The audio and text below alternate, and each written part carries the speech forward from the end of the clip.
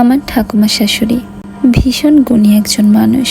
যে কোনো আচার অনুষ্ঠানের আগে কাকিমণিদের সকলকে দেখে দিদার কাছ থেকে সবকিছু জেনে বুঝে যায় তিনি যেন এই বাড়ির মধ্যমণি।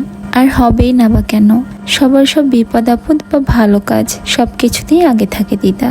দিদা এমন একজন মানুষ যে কিনা সবাইকে মন উজাড় করে ভালোবাসে, কিন্তু সেই মানুষটা আজকে ভীষণ অসুস্থ।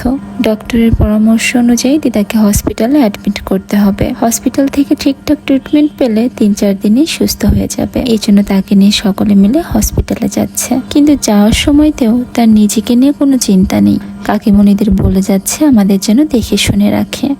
দিদা আমার ভীষণ প্রিয় একজন মানুষ, তাই তো তার এই অসুস্থতা আমার বড় এক দুশ্চিন্তার কারণ। কিন্তু বাবা আর যে আছে তো, ওরা ঠিক দিদাকে সুস্থ করে বাড়িতে নিয়ে আসবে।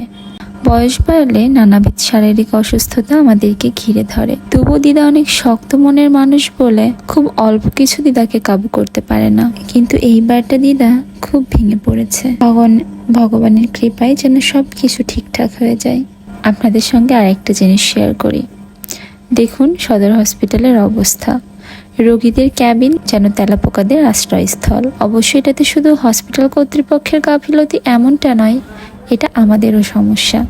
আমরা যদি ঠিকঠাক পরিষ্কার পরিচ্ছন্ন রাখতাম তাহলে হয়তো এই অবস্থা হতো না।